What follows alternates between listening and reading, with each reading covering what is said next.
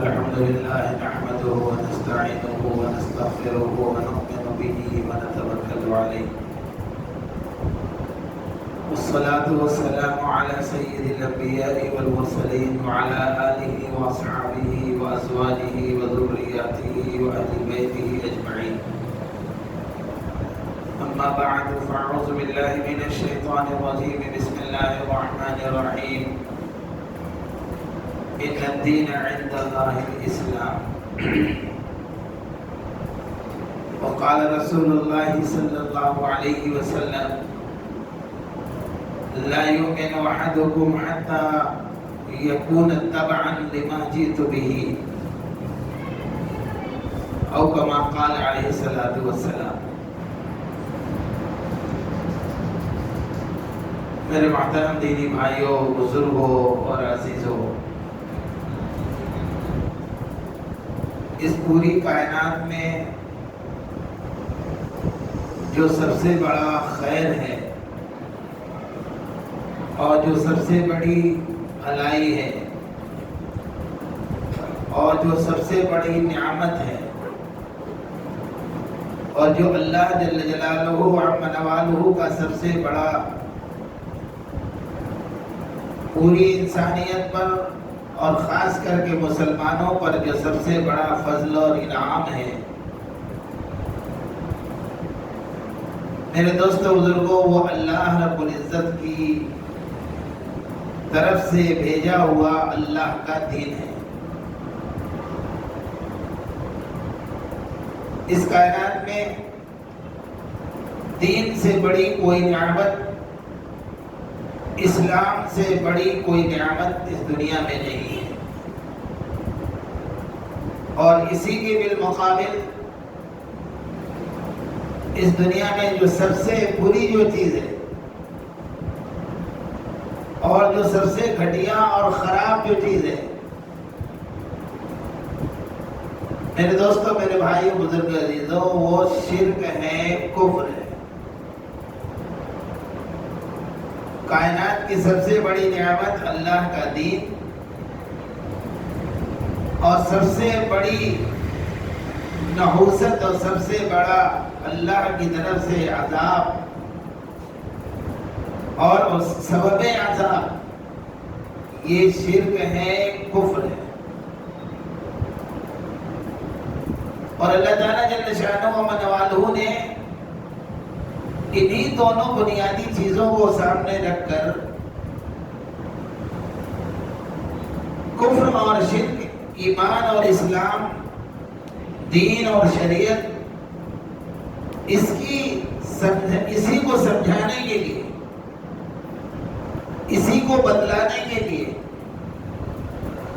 اور انسانیت کو اس حقیقت سے، اس نعمت سے مالا مال اور روشناس کرانے کے لیے اللہ تعالیٰ جل شانہ نے سلسلہ انبیاء علیہ السلام کو جاری کیا، نبیوں کا سلسلہ جاری کیا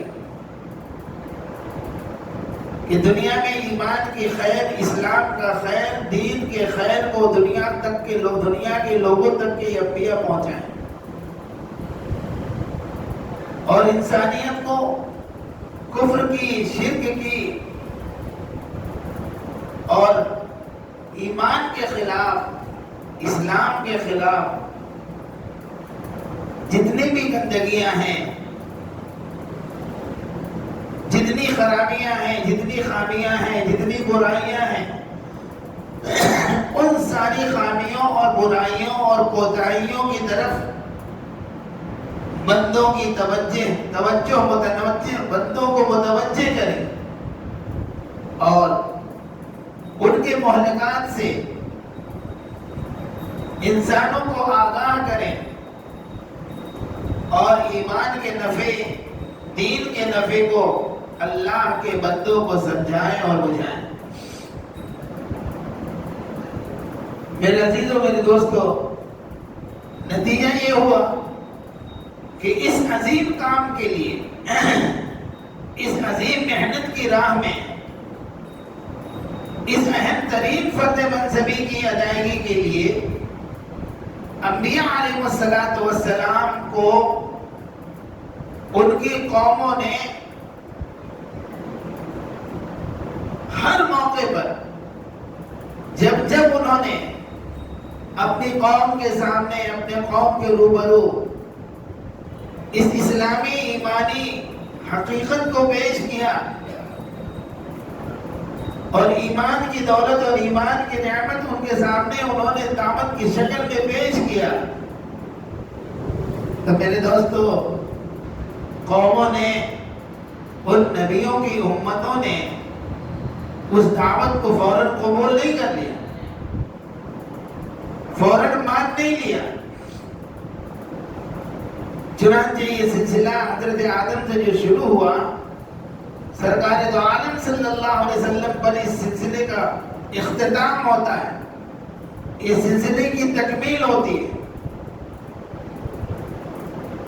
آپ صلی اللہ علیہ وسلم کی امت نے، آپ صلی اللہ علیہ وسلم کے ساتھ آپ کے اس دور کی مخاطب امت نے،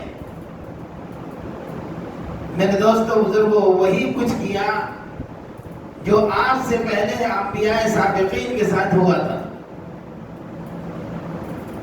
بلکہ رسول پاک صلی اللہ علیہ وسلم نے تو ایک موقع پر یہاں تک کہا کہ اس دین کی راہ میں، اس دین کی محنت میں، اس دین کی دعوت کے کام کے لیے، اس دین کو، اس نعمت اور امانت کو بندوں تک پہنچانے کے لیے جتنا مجھے تکلیف دی گئی، جتنا مجھے ستایا گیا، جتنا مجھے ڈرایا گیا، جتنا مجھے پریشان کیا گیا، میرا اور میرے پورے خاندان کا سماجی بائیکاٹ کیا گیا، 1-2 دن نہیں، 3 سال تک بائیکاٹ کیا گیا، اور پورے خاندان کو شعب ابی طالب اس گھاٹی میں آپ کے پورے خاندان کو محصور کیا گیا، اور ان 3 سالوں میں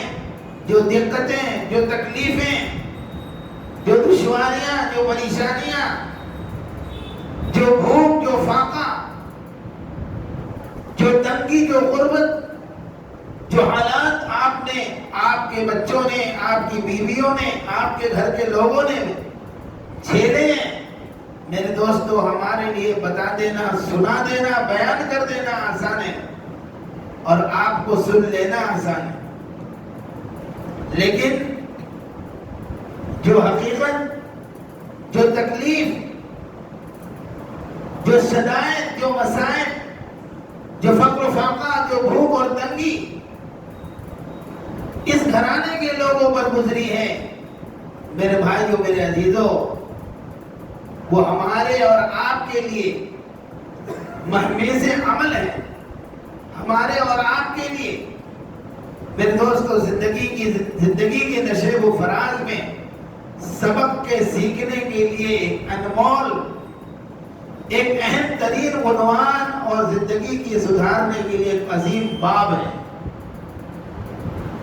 کہ مسلمانوں، اگر تمہیں دین پر چلنے اور جمنے میں، اگر تمہیں دین پر عمل کرنے میں رکاوٹیں آ رہی ہوں، دشواریاں آ رہی ہوں، اپنوں اور پرائیوں کی طرف سے حالات آ رہے ہوں، تمہیں دین پر چلنے کے لیے روڑے ڈالے جا رہے ہوں، تو میرے دوستوں، بزرگوں، ہمارے لیے سرکار دو عالم صلی اللہ علیہ وسلم کی جو زندگی ہے اور آپ صلی اللہ علیہ وسلم کی جو سیرت ہے اور آپ صلی اللہ علیہ وسلم کے گھر بار کے لوگوں کے جو احوال ہیں، وہ ہمارے اور آپ کے لیے درس عبرت ہے، ہمارے اور آپ کے لیے آئیڈیل اور نمونہ ہے، مشعل راہ ہے۔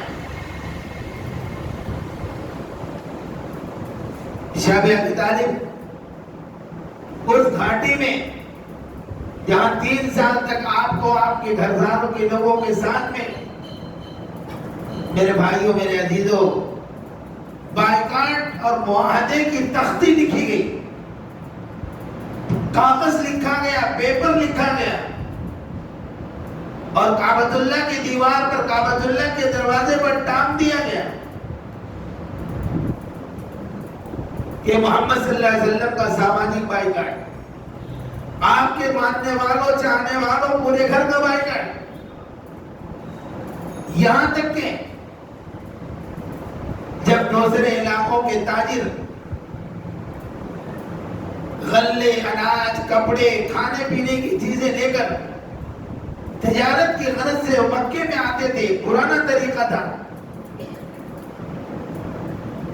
تو ان تاجروں پر یہ بندش لگائی گئی تھی مکے کے لوگوں کی طرف سے کہ تمہیں محمد رسول اللہ صلی اللہ علیہ وسلم کے لوگوں، محمد صلی اللہ علیہ وسلم کے ہاتھ اور محمد صلی اللہ علیہ وسلم کے ساتھ میں جو لوگ ہیں ان کو کسی چیز کے ان کے ہاتھوں بیچنے کی، ان کو دینے کی،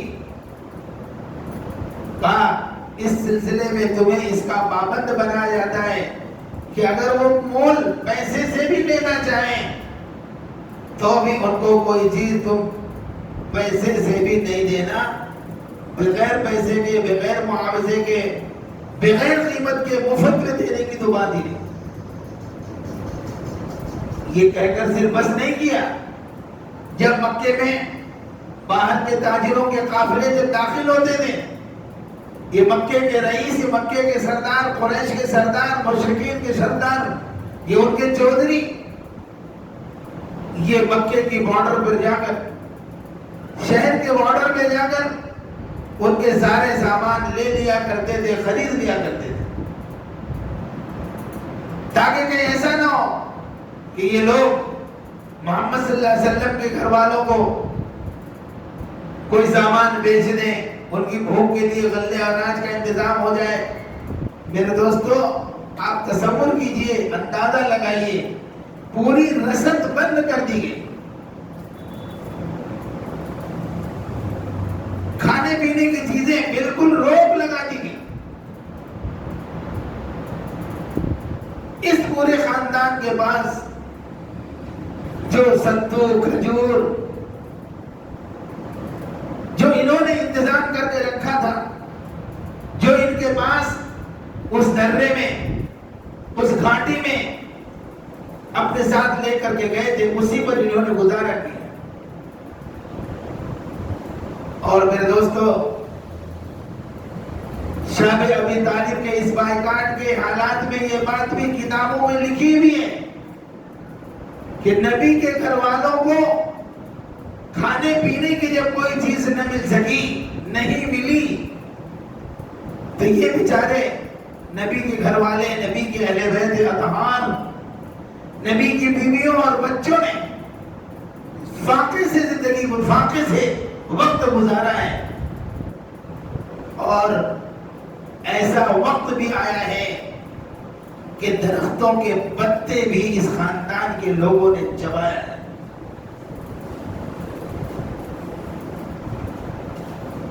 ایک مرتبہ سرور دو عالم صلی اللہ علیہ وسلم گھاٹی سے باہر نکل کے تشریف لے گئے،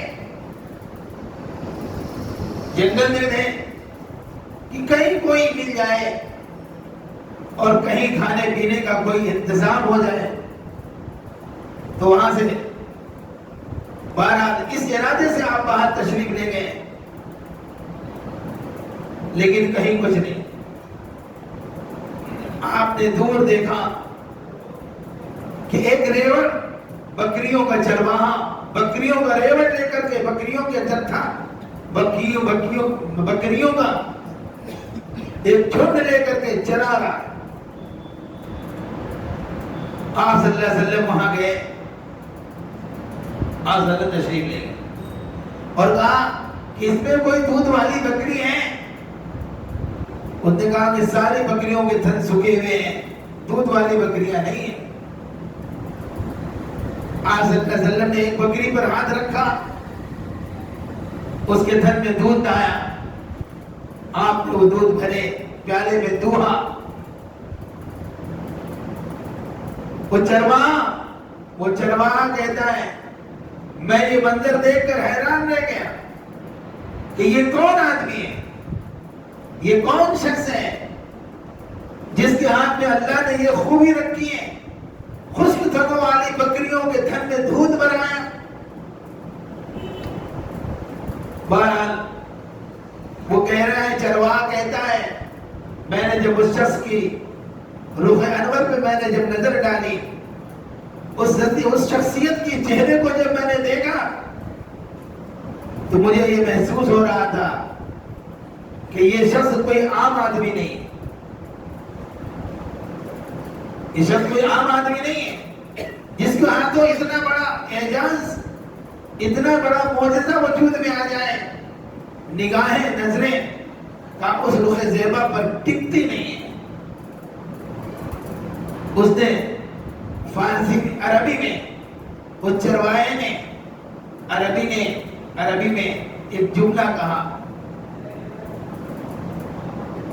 جس کا ترجمہ ایک اردو شاعر نے کیا. اس عربی کے فقرے کا ترجمہ اردو شاعر نے جو کیا وہ یہ ہے کہ میں نے جب اس شخص کو چہرے کو دیکھا تو کہتا ہے، اردو شاعر کہتا ہے، نگاہیں برق نہیں، نگاہیں برق نہیں، چہرہ آفتاب نہیں. نگاہیں برق نہیں، چہرہ آفتاب نہیں، وہ آدمی ہے مگر دیکھنے کی تاب نہیں. نگاہیں برق نہیں، چہرہ آفتاب نہیں، وہ آدمی ہے مگر دیکھنے کی تاب نہیں.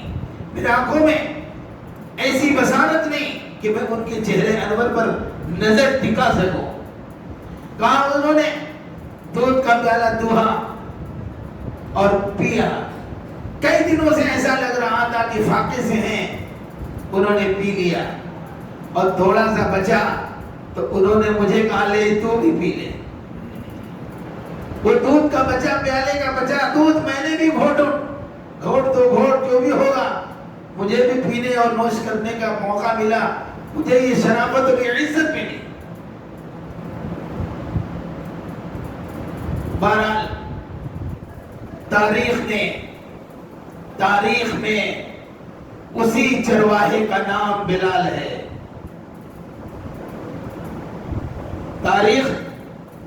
اپنی تاریخ میں جس غلام حبشی کو، بکریوں کے ریوڑ چرانے والے کو تاریخ میں بلال کہا جاتا ہے، یہ چرواہا بلال ہے. فرماتے ہیں کہ جب میں نے سرور دو عالم صلی اللہ علیہ وسلم کے بچے ہوئے اس متبرک اور مقدس دودھ کے چند گھونٹوں کو جو میں نے پیا ہے، میری کیفیت عجیب ہو گئی. مجھے ایسا محسوس ہو رہا تھا کہ میرے اندر کوئی کالی چیز کوئی کالی چیز تھی جو اس دودھ کے پیتے ہی میرے سر کے اوپر سے نکل کر کے چلی گئی. اور میں نے دل میں اسی دن سے اس نبی برحق کے دستے حق پرست پر ایمان اور اسلام کی میں نے بیعت کر لی تھی. میں تو اسی دن سے ان کا ہو گیا تھا. یہ ایک الگ بات ہے کہ ایک وقت آیا، ایک لمبا وقفہ گزرنے کے بعد جب جا کر کے میں نے آپ کے اعلان میں نے اسلام کو قبول کیا، لیکن میرے اسلام میں داخلے کا پہلا دن تو وہی ہے. سرور دو عالم صلی اللہ علیہ وسلم بعد ہی تشریف لائے، سیدہ خدیجہ الکبریٰ کو دیکھا. خدیجہ رو رہی ہے، سیدہ رو رہی ہے. فرمایا خدیجہ مت رو، صبر کرو،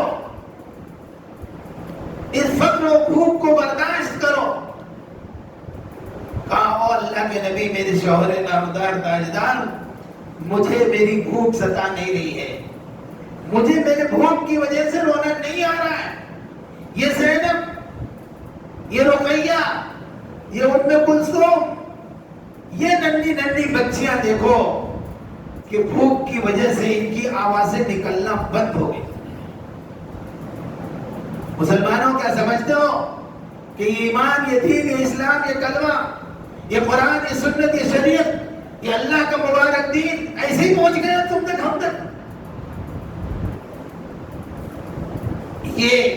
نبی اور نبی کے گھر والوں کی خدمات ہیں، یہ ان کی قربانیاں ہیں، جس کی برکت سے آج ہم اور آپ مسلمان ہیں، ہمارے اور آپ کے پاس ایمان ہے، ہم اپنے آپ کو مسلمان کہتے ہیں، ہمارے پاس قرآن ہے، ہمارے پاس اسلام و مذہب شریعت، ہمارے پاس اسلام ہے، ہمارے پاس شریعت ہے، ہمارے پاس زندگی کے گزارنے کا آسمانی قانون موجود ہے۔ یہ مسلمانوں کے لیے بہت فخر کی بات ہے۔ دنیا میں کوئی مذہب، اول تو اسلام کے مقابل میں دنیا میں کوئی مذہب ہی نہیں۔ لفظ مذہب کسی کو کہنا یہ درست ہی نہیں ہے۔ مذہب دنیا میں اگر کوئی ہے، ان الدین عند اللہ الاسلام، اگر دنیا میں کوئی مذہب ہے تو وہ صرف مذہب اسلام ہے۔ مذہب کے معنی راستہ، مذہب جس پر چلا جائے اسی کو کہتے ہیں راستہ۔ دنیا میں اسلام کے علاوہ دنیا میں کسی بھی زندگی کے آئیڈیل کو، زندگی کے گزارنے کے طریقے کو، ان کے عبادت کے طریقے کو، ان کے زندگی کے کلچر کو مذہب کہاں ہی نہیں آ سکتا ہے۔ مذہب تو صرف مذہب اسلام ہے۔ تو یہ آپ صلی اللہ علیہ وسلم کے ذات عظمت صفات کے ساتھ آپ کے پورے گھر کے افراد کی یہ قربانیاں ہیں۔ آپ صلی اللہ علیہ وسلم نے خدیجہ رضی اللہ تعالی عنہا کو ہمت دلائی، ڈھارس بتائی۔ کون خدیجہ؟ خدیجہ کون ہے؟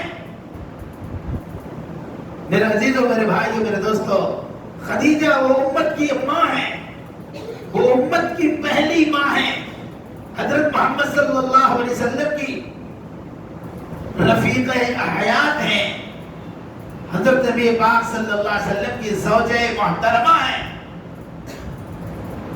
اور آپ جانتے ہیں سیدہ خدیجہ کبریٰ رضی اللہ تعالی عنہا جہاں آپ صلی اللہ علیہ وسلم کی اہلیہ ہیں، آپ کی گھر والی ہیں، وہیں آپ صلی اللہ علیہ وسلم کی، میرے عزیزوں میرے بھائیوں، اس عورت کا، سیدہ خدیجہ کبریٰ رضی اللہ تعالی عنہا کا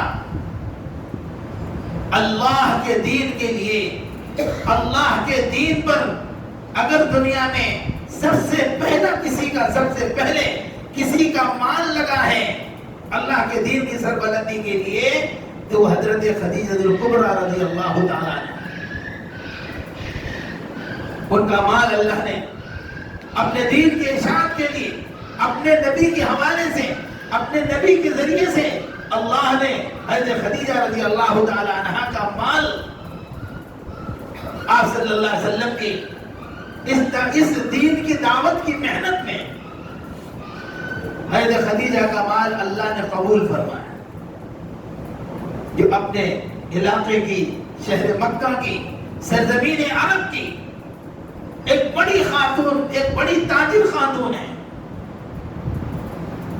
اور وہ مشہور واقعہ ہے کہ حضرت نبی پاک صلی اللہ علیہ وسلم کو اپنا مال تجارت دے کر اپنے غلام کے ساتھ میسرہ کے ساتھ میں آپ نے تجارت کی غرض سے بھیجا۔ آپ حبشہ تشریف لے گئے، شام تشریف لے گئے۔ میرے عزیزوں، میرے بھائیوں، اس تجارت کے آپ صلی اللہ علیہ وسلم کی جو دیانت ہے، اور دیانت اور امانت کے ساتھ اس تجارت کی جو برکت ہے، اس تجارت میں اس دیانت، اس امانت، اس برکت کو دیکھ کر سیدہ خدیجہ کبریٰ رضی اللہ تعالی عنہا نے حضرت نبی پاک صلی اللہ علیہ وسلم کی خدمت میں اپنی طرف سے نکاح کا پیغام بھیجا ہے۔ اور خدیجہ وہ ہے کہ مکے کے سردار، قریش کے سرداروں نے سیدہ خدیجہ کبریٰ رضی اللہ تعالی عنہا سے نکاح کی پیشکش کی تھی، لیکن آپ نے ان میں سے کسی کے سلسلے میں ان کی اس پیشکش کو قبول نہیں کیا، اور جو ترجیح دی ہے وہ جناب محمد رسول اللہ صلی اللہ علیہ وسلم کو دی ہے۔ تو ایسی خاتون میرے دوستو، جن کو اللہ نے، جن کا مال اللہ نے اسلام کے فروغ کے لیے قبول کیا. نبی علیہ السلام پر وحی اتری، نبی علیہ السلام پر وحی اتری غار حرا میں. آپ غار حرا میں جب عبادت کرتے جاتے تھے، آپ کا معمول تھا. آپ کی عمر 40 سال 1 دن ہوئی. آپ پر وحی کا فرشتہ وحی کے کلمات قرآنی آیات لے کر نازل ہوا. اقرا، اے محمد صلی اللہ علیہ وسلم پڑھیے. آپ نے فرمایا ما انا بقاری، میں پڑھا ہوا نہیں ہوں، میں کیسے پڑھوں؟ پھر کہا اقرا ما انا بقاری، میں پڑھا ہوا نہیں ہوں. فرشتے نے کیا کیا؟ آپ صلی اللہ علیہ وسلم کو پکڑا اور اپنے سینے سے لگا کر کے بھیجا، دبایا، اتنی زور سے دبایا کہ سرکار دو عالم صلی اللہ علیہ وسلم فرماتے ہیں میری پسلیاں، میرے ہڈیاں، میری پسلیاں ایسا لگ رہا تھا کہ ٹوٹ جائیں گی. پھر فرشتے نے کہا اقرا بسم ربک الذی خلق خلق الانسان من علق اقرا وربک الاکرم الذی علم بالقلم علم الانسان ما لم يعلم. فرشتے نے وہی کے کلمات قرآنی آیات کے سنا کر فرشتہ بھاگ چلا گیا. اور آپ صلی اللہ علیہ وسلم پر جو کیفیت ہوئی، جو آپ صلی اللہ علیہ وسلم پر فرشتے کے بھیجنے کی وجہ سے، وہ فرشتے کی شکل و صورت کے دیکھنے کی وجہ سے، وحی کے پہنچ کی وجہ سے، ہم مسلمانوں کے یہاں قرآن کھلواڑ ہے، ہمارے یہاں تماشا ہے قرآن. آپ تصور کیجئے جس قرآن کو جب نبی پر، سید الاولین والآخرین پر، امام الانبیاء والمرسلین پر، محبوب کبریا پر، محبوب کردگار پر، سرور دو عالم صلی اللہ علیہ وسلم پر اتارا گیا ہے. میرے دوستو، قرآن کے بارے میں اللہ کہتے ہیں، قرآن کے بارے میں قرآن کہتا ہے لو انزلنا هذا القرآن على جبل لرأيته خاشعا متصدعا من خشیت اللہ. او مخاطب سنو، لو انزلنا هذا القرآن على جبل، اگر اس قرآن کو ہم پہاڑ پر اتار دیتے. کیا کریں؟ قرآن کہتا ہے اگر اس قرآن کو بجائے ہم انسانوں کے پہاڑ پر اتارتے. ذرا قرآن کے وزن کو سمجھو، قرآن کی عظمت کو سمجھو، قرآن کی اہمیت کو سمجھو، قرآن کے وقار کو سمجھو، قرآن کے تقدس کو سمجھو، قرآن کی فضیلت کو سمجھو، قرآن کے مقام کو سمجھو. قرآن کہتا ہے لو انزلنا هذا القرآن على جبل، اگر اس قرآن کو ہم پہاڑ پر اتار دیتے، لرأيته خاشعا، تو تم وہ دیکھتے کہ وہ کانپ اٹھتا، متصدعا، چور چور ہو جاتا، چورا چورا ہو جاتا، من خشیت اللہ، اللہ کے ڈر سے. قرآن کا تعارف، قرآن کی عظمت کا تعارف، قرآن کا وزن، قرآن کا ثقل، قرآن کا بوجھ، قرآن کا بار، قرآن کا بار امانت، قرآن نے ان الفاظ میں کہا ہے. آج بھی قرآن ہمارے یہاں کھلواڑ ہے. آج ہمارے پاس دنیا کی ہر پڑھائی کے لیے پیسے ہیں، پیسے نہیں ہیں تو قرآن پڑھانے کے لیے اسکول میں بیٹھتے ہیں کینوینٹ میں کہ جی میں کوٹ ٹائی شوز ساکس واٹر فاٹر پتہ نہیں کیا کیا، اور مسجد بیٹھا چٹی پہنا کے. کہاں چٹ جاؤ، اسی کتابیں پھٹی ہوئی سے منہ نکل رہا اے بہتر جاؤ. مدرسے والے بیچارے زکات صدقہ خیرات للہ پتہ نہیں کون کون سے مت کا کرو، چلو پیرس بنا دو. ابے تیری اولاد تجھے فکر نہیں. انگریز کی پڑھائی پڑھانے کے لیے، اسلام کے دشمنوں کی تعلیم دینے کے لیے تیرے جیب میں پیسے ہیں، تیرے بیلنس میں پیسے ہیں، تیری تجوری میں پیسے ہیں، اور پیسہ نہیں تو قرآن پڑھیں. بہرحال حضرت نبی پاک صلی اللہ علیہ وسلم پر جب یہ وحی اتری ہے، آپ کانپ رہے ہیں اور فوراً غار حرا سے نکلے، اور غار حرا سے نکل کر گھر پہ آئے، اور گھر پہ آ کر کے سیدہ خدیجہ سے فرمایا رضی اللہ تعالی عنہا زملونی زملونی. خدیجہ بہت ٹھنڈک لگ رہی، تھر تھر کانپ رہا ہے بدن. کہ خدیجہ بہت تکلیف ہو رہی ہے، ہڈیاں ٹوٹی جا رہی ہیں، پسلیاں ٹوٹی جا رہی ہیں، بدن میں راشا اور کپکپاہٹ ہے، سر میں لونی. خدیجہ کیا کرو، جلدی سے کمبل اڑا دو. سیدہ خدیجہ نے کمبل اڑایا اور آپ کے پاس بیٹھ کر آپ کو سارا واقعہ سنا. کہا بتائیے ہوا کیا؟ کہا یہ ہوا، ایسا ہوا. اچھا کوئی بات نہیں، آپ گھبرائیے مت، اللہ آپ کو ضائع نہیں کریں گے. اللہ تعالیٰ آپ کو ضائع نہیں کریں گے. کیوں؟ آپ تو بڑے رحم دل ہیں، آپ محسن انسانیت ہیں، آپ امین ہیں، آپ صادق ہیں، آپ دیانتدار ہیں، آپ امانتدار ہیں، آپ غریبوں کی مدد کرتے ہیں، مسکینوں کا سہارا بنتے ہیں، معذوروں مجبوروں کے لیے کماتے ہیں. کیا بات کہی ہے؟ کیا گیا؟ معذور اور مجبور جو اپنی کمائی کما کر کے اپنے ہاتھوں کی کمائی سے کھا نہیں سکتا ہے، آپ اس کو اپنی محنت سے کما کر کے اس کے کھانے کا انتظام کرتے ہیں. آپ کی یہ خوبیاں ہیں جو سرزمین عرب میں، جو سرزمین مکہ میں، وہ پوری دنیا میں اس وقت ان خوبیوں کا مالک سوائے آپ کے اور کوئی نہیں. اس لیے آپ اطمینان رکھیں.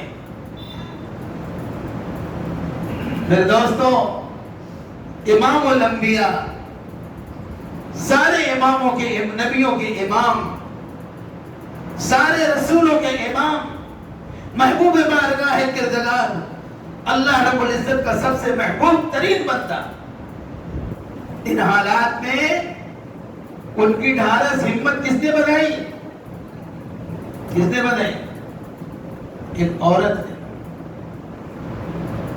ایک عورت نے بتایا.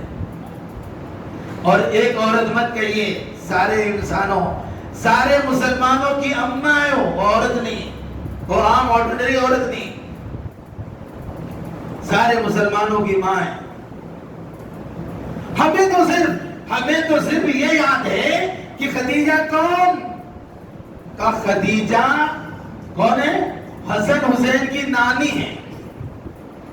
ہم کو کیا ہے؟ خدیجہ کون ہے؟ وہ حسن حسین کی نانی ہے، فاطمہ کی اماں ہے، علی کی ساس ہے. ہم کو اتنا ہی معلوم، بس ہم کو صرف اتنا پتا ہے. یہ اصل ہے. علی کی ساس تو بعد میں، فاطمہ کی اماں بعد میں، حسنین کی نانی بعد میں، اور بہت کچھ سب بعد میں. سب سے پہلے کیا ہے وہ؟ پیغمبر دو عالم، پیغمبر اسلام، سرکار دو عالم صلی اللہ علیہ وسلم کی اہلیہ محترمہ ہے، جن کے مال سے، جن کی جان سے، جن کی ہمت افزائی سے، جن کے ذہن سازی سے میرے دوستو نبی علیہ السلام کو ٹھارس ملی ہے، نبی علیہ السلام کو ہمت ملی ہے. ایک مرتبہ سیدہ عائشہ رضی اللہ تعالیٰ عنہ کے سامنے، اور سنیے، آپ کی عمر 25 سال، سیدہ کی عمر 40 سال. سیدہ کی زندگی میں سرکار دو عالم صلی اللہ علیہ وسلم نے دوسرا نکاح نہیں کیا. آپ کے انتقال کے بعد وہ نکاح ہوئے. ایک مرتبہ حضرت خدیجہ کبریٰ رضی اللہ تعالی عنہا کا تذکرہ آپ صلی اللہ علیہ وسلم اپنی اہلیہ محترمات کے درمیان، اپنی بیویوں کے درمیان فرما رہے تھے، میری خدیجہ ایسی، میری خدیجہ ایسی، میری ایسی. حضرت عائشہ رضی اللہ تعالی عنہا جو کہ اللہ کے رسول صلی اللہ علیہ وسلم سے بہت بے تکلف تھی، بہت مولک تھی، اس کی بہت ساری وجہ ہے. سیدہ عائشہ رضی اللہ تعالی عنہا آپ صلی اللہ علیہ وسلم کی گھر والی ہونے کے ساتھ ساتھ میرے دوست بزرگوں محدث ہیں، فقیہ ہیں. ہاں، اور عورتوں میں جتنی حدیثیں، روایتوں کے اندر، حدیث کی کتابوں میں 2.5 2,500 حدیثیں حضرت عائشہ سے منقول ہیں. 2,500. یہ تعداد صحابہ کی 1.25 لاکھ مردوں کی جماعت میں، مجموعی صحابہ کی جماعت میں، کہا اتنی بڑی تعداد، اکا دکا صحابی ہوں گے جسے اتنی حدیثیں یاد ہوں. عمر کتنی؟ نکاح ہوا 6 سال کی عمر میں، رخصتی ہوئی 9 سال کی عمر میں، نبی دنیا سے تشریف لے گئے، سیدہ کی عمر 23 سال. صرف اس مختصر عمر میں. بہرحال یہ وجوہات ہیں. آپ صلی اللہ علیہ وسلم کو ان سے اپنائیت کی، محبت کی. پھر عورتوں میں سب سے زیادہ مدد کرنے والی خدیجہ، مردوں میں دین کی لیے مدد کرنے والے سب سے زیادہ عائشہ کے ابا.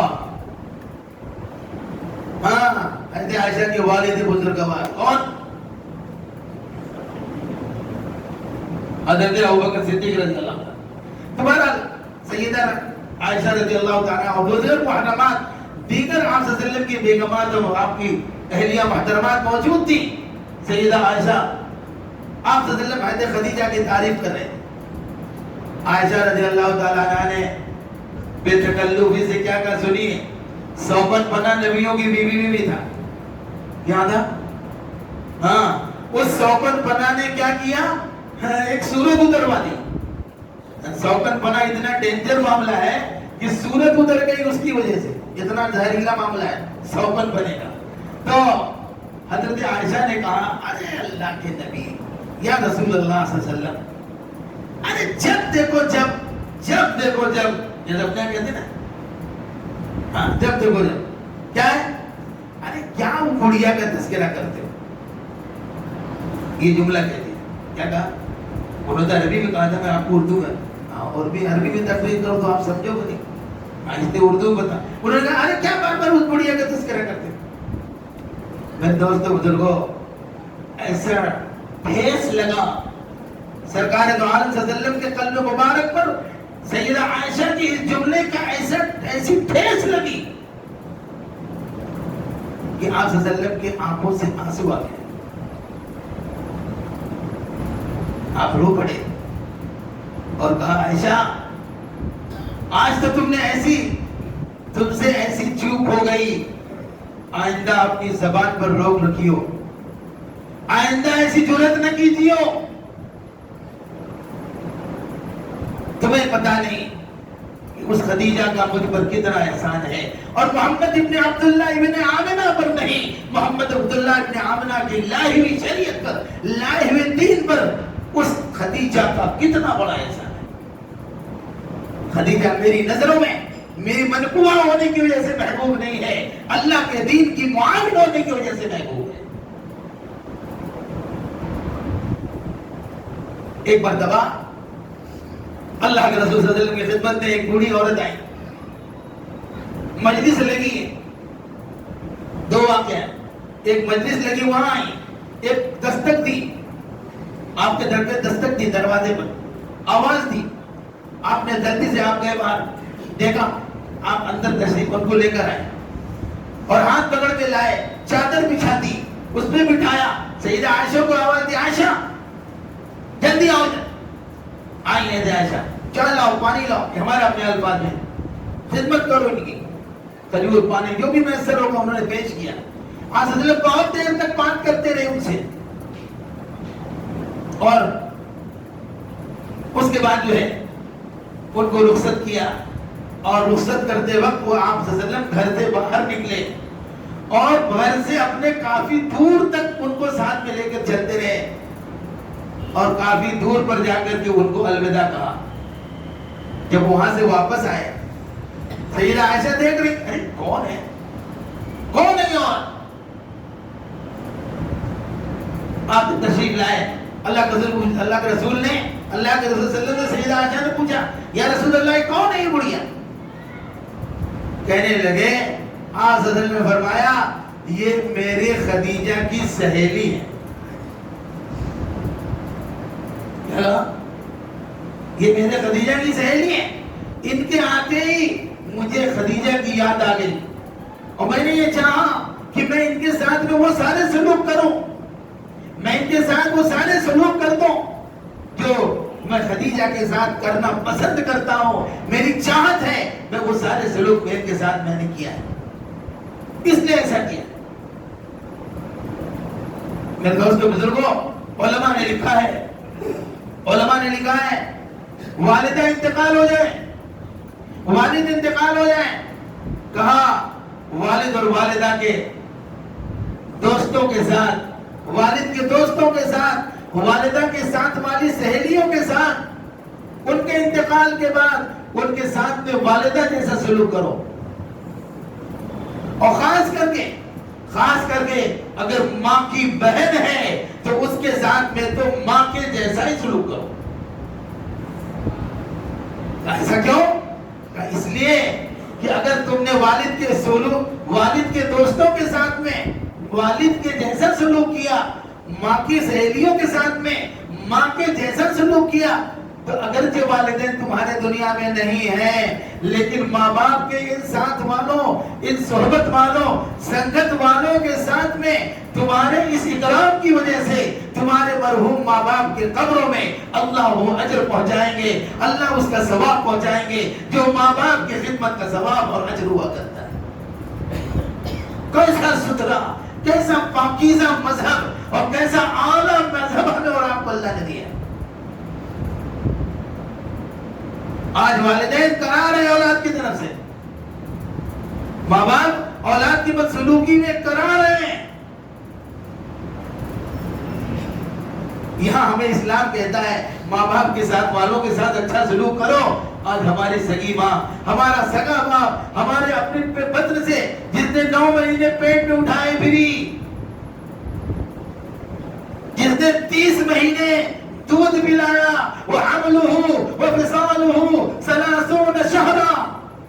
قرآن کہہ رہا ہے ماں کے اولاد کے ساتھ میں خدمت کا، ماں کے اولاد کے ساتھ میں سلوک کا تذکرہ قرآن نے، قرآنی آیات میں اللہ نے کیا ہے. آج وہ ماں باپ نوجوانوں کے لیے بوجھ ہیں. آج وہ ماں باپ ہمارے مسلمان نوجوانوں کے اوپر بار ہیں.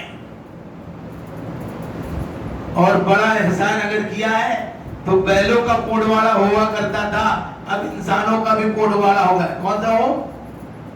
ارے کون سا ہو؟ آپ لوگ ہم سے زیادہ جانتے ہیں. کیا بولتے اس کو؟ ہاں وہاں بھیجو 100 روپے روز کی کھاؤٹی بھیجو. ان کو سنڈا پیشاب کون کرائیں گے؟ وہ کام والے نوکر لوگ، وہاں کے جو امپلائی ہیں، وہاں کے جو لوگ جن کو کام کے لیے رکھا گیا ہے. ابے پیدا تجھے تیری ماں نے کیا، تیرے باپ نے تجھے پرورش کر کے پالا پڑھایا لکھایا ہنر والا بنایا. تیری خدمت کے مستحق، ان کی خدمت کا حقدار، ان کی خدمت کا حقدار تو ہے، تیری خدمت کے مستحق وہ ہیں. یاد رکھیے ان پیسوں اور کھاؤٹیوں کی رقم ہزاروں نہیں، لاکھوں نہیں، کروڑوں کی لاگت میں دے دے تو بھی والدین کے حق سے، ماں باپ کے حق سے اولاد سبک دوش نہیں ہوگی. یہ خدمت کا حق اولاد کے ذمہ ہے، اولاد کے ذمہ ہے. بھاڑے کی، ہاں بھاڑے کا نوکر لکھ لیا، کام والی رکھ دی، بولے امی کو ٹھنڈا کرا دو، کھانا کھلا دو، بال بنا دو، کپڑے دو. تو تم کیا کرو گے؟ تم کیا کرو گے؟ اگر اس ماں نے جب تو پیدا ہوا پیشاب میں پڑا رہتا تھا، جب تو پیدا ہوا سنڈاس میں اٹا پڑا رہتا تھا، اگر اس ماں نے کراہ کی ہوتی، اس ماں نے گھن کیا ہوتا، اس ماں نے اگر تجھ سے نفرت کی ہوتی تو بتا تو بچتا؟ تو اس عمر کو تو پہنچتا؟ قرآن کہتا ہے، اللہ کہتے ہیں وَأَلْقَيْتُ عَلَيْكَ مُحَبَّةً مِّنِّي، وَأَلْقَيْتُ عَلَيْكَ مُحَبَّةً مِّنِّي. اے لونڈے، اے پیدا ہونے والے، اے داڑھی مونچھے والے جوان، اے اپنی قوت پر گھمنڈ کرنے والے، ماں باپ کو نہ سمجھنے والے، ماں باپ کو گھٹیا اور حقیر سمجھنے والے، وَأَلْقَيْتُ عَلَيْكَ مُحَبَّةً مِّنِّي، میرا بھی احسان مان، تیری ماں کا بھی احسان مان. تیرے ماں کے دل میں تیری محبت ہم نے پیدا کیا ہے. ماں کی کراہ پر تو کھراٹے لے کر سوتا ہے, تیرے چی بولنے پر ماں کی نیند اڑ جاتی تھی. بچے نے چی کر دیا, کرے امی کی نیند اڑ گئی, کیا ہوا, پیشاب کر دیا, سنڈاس کر دیا, بھوک لگی, کیا بات ہے.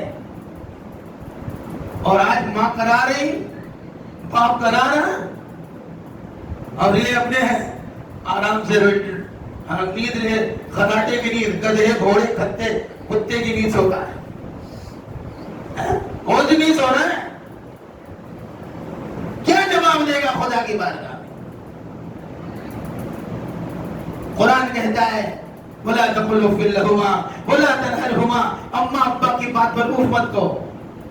اف لفظ اف کے علاوہ علماء نے, مفسرین نے لکھا ہے یہاں پر اف کی جگہ پر, یہاں اس کی تفسیر میں, کہ اگر اف سے بھی کوئی کم لفظ ہوتا تو اللہ رب العالمین اس لفظ کے بھی استعمال کرنے سے والدین کے بارے میں اولاد کو روک دیتے. اف مت کہو.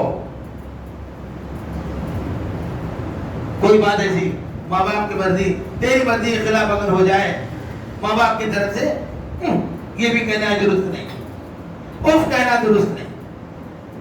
میرے دوست بزرگوں, بات کہاں سے آیت کیا شروع کی تھی, پڑھی تھی خطبے میں, ان الدین عند اللہ الاسلام.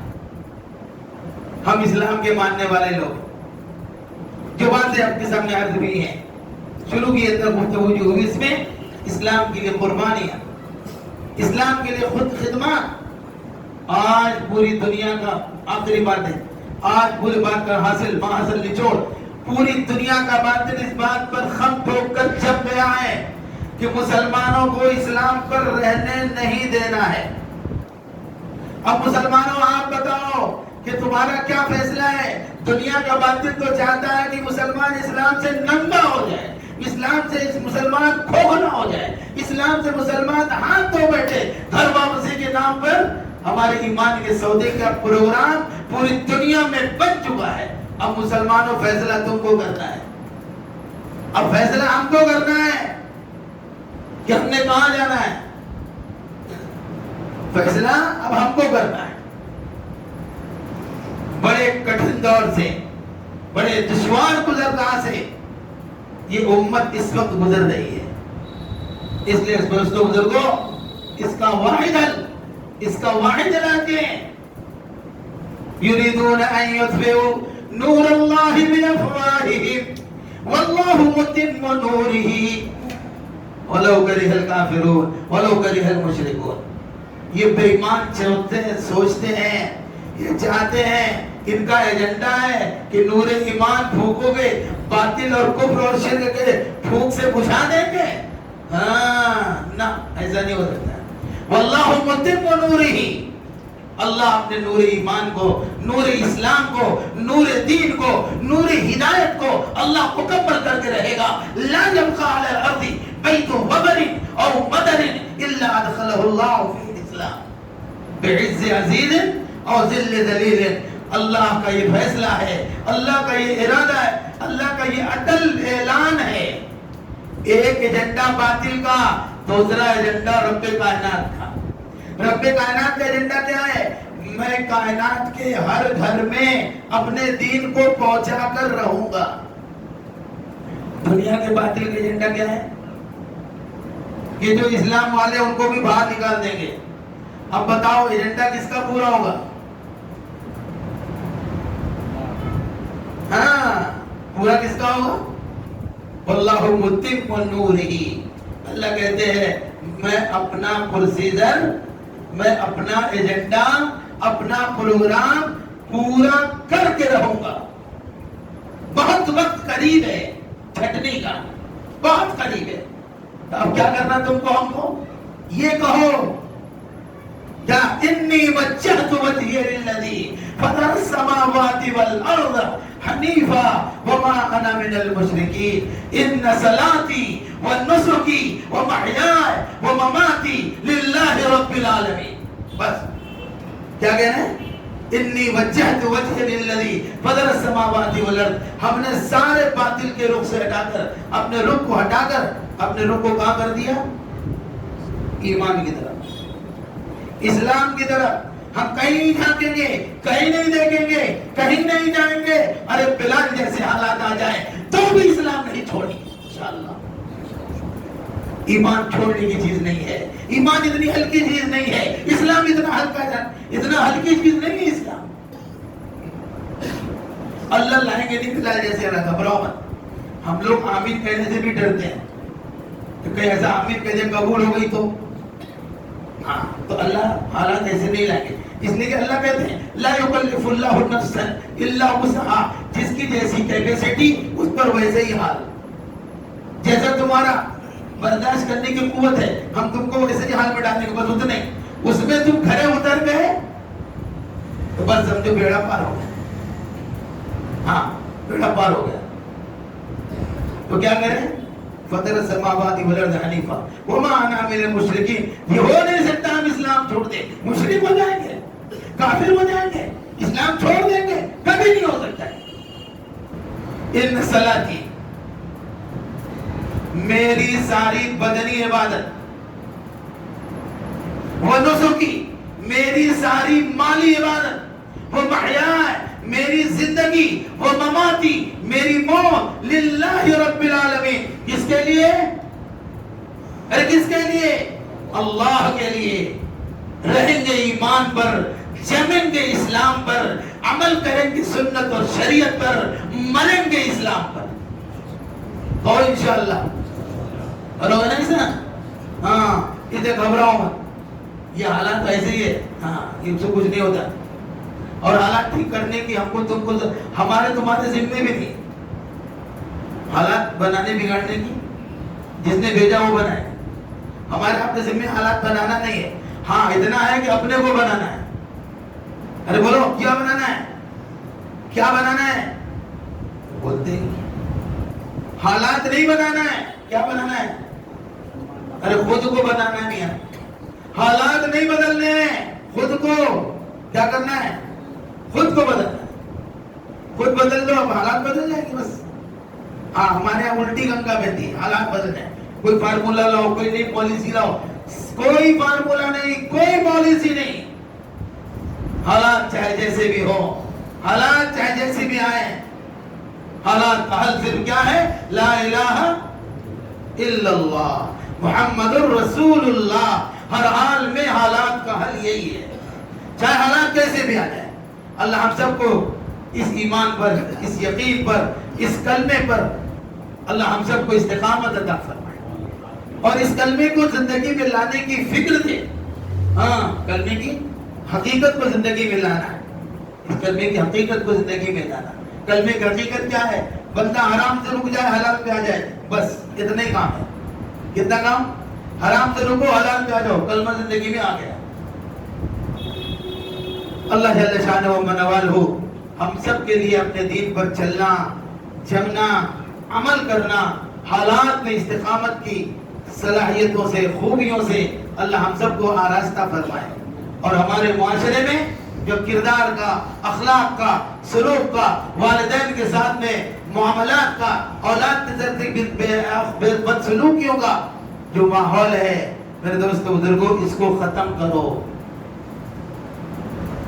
جو اپنے باپ کو سلام نہیں کرتا، دوستوں کو سلام کرتا ہے، قیامت کی پہچان ہے۔ قیامت کی علامت کیا معلوم ہے؟ کہ ابا کو سلام نہ کرے، دوستوں کو سلام کرے، ابا کا حال نہ پوچھے، امی کا حال نہ پوچھے، گرل فرینڈ اور بوائے فرینڈ کا حال پوچھے، تو وہ سمجھ لو قیامت سر پہ کھڑی ہے۔ قیامت کہاں کھڑی ہے؟ سر پہ کھڑی ہے۔ کس کے حالات پوچھنے ہیں؟ ابا کا حال کہیں پوچھتے ہیں؟ ابا باہر سے بیٹھا آیا گھر میں، ابا کے پاس جا کے 5 منٹ بیٹھ جائے، ابا السلام علیکم، ابا خیریت ہے، ابا کھانا کھائے، پانی پیے، نماز پڑھے، ذکر کیے، یہ بھی پوچھا کرو کبھی۔ ہاں خالی ابا نے بولا دارو لے کر آ جا، بسکی لے کر آیا، بیگ میں ڈال، بولے کہاں گٹکا لے کر آ، ہاں کون سا گٹکا کھاتے ہیں، کون سا؟ ہاں وہ والا، کون سا چند، یہ چند وہ چند۔ پھر ہوتے ہوتے کیا ہوا؟ ابا نے منگاتے اس کو بھی نشیڑی بنا دیا، اب پھر چلی دونوں کی. تو حالت ابا کے پاس بیٹھو, ابا کے حال پوچھو, امی کے پاس بیٹھو, امی سے حال پوچھو. والدین اپنی اولاد سے, میرے دوستوں, بیویاں مال چاہتی ہیں, اولاد سے اور بابا محبت چاہتے ہیں. دنیا میں اس سے زیادہ مقدس کوئی رشتہ نہیں ہے, اس سے زیادہ محترم کوئی رشتہ نہیں ہے. باپ کو جنت کا دروازہ کہا, ماں کے تلووں کے نیچے جنت بچھا دی. روزانہ والدین کی طرف سے شکایتیں, مولانا میرے بچے کو ذرا بتا دیجیے, ذرا سمجھا دیجیے, یہ لیجیے نوٹ نمبر لیجیے. اور آگے بھی کیا کہتے ہیں معلوم ہے, آپ یہ کہیے گا مت کہ میں نے آپ سے شکایت کی اس کی. کہاں پہنچ گئی ہمت؟ یعنی باپ بچے کی اصلاح کی کسی کے دوسرے کے ذریعے سے فکر کرتا ہے, اور اس کو اتنا ڈر لگا ہوا ہے کہ کہیں میرا نام لیک نہ ہو جائے کہ میری شکایت تم نے وہاں کر دیا. کہاں پہنچ گئی یہ امت؟ ہاں, یہ کسی گنگا رام دھگا رام کی شکایت کی بات نہیں کہہ رہا ہوں کہ اس نے اپنے بیٹے کی باپ کی شکایت, باپ نے اپنے بیٹے کی شکایت. یہ محمد عبداللہ, عبد الرحمان, عبد الرب, عبد الکریم کی شکایت ہے. یہ عبد المالک, عبد الخالق, عبد الرؤف کر کے جا رہے ہیں. یہ دیکھو, میرے دوستوں بزرگوں, ہمارے معاشرے میں والدین کے سلوک کے ساتھ ہمارے معاشرے کو مزین کرو. ہر گھر میں والدین اپنی اولاد سے خوش ہوں, اس کا ماحول بناؤ. بوڑھوں کے ساتھ میں اچھا سلوک کرو. بوڑھے کمزور ہو, ہاں, اپنے گھر میں کوئی بوڑھا ہے کمزور ہے, کوئی بوڑھا بولتا ہے, ماں باپ بوڑھے ہیں, دادا بوڑھے ہیں.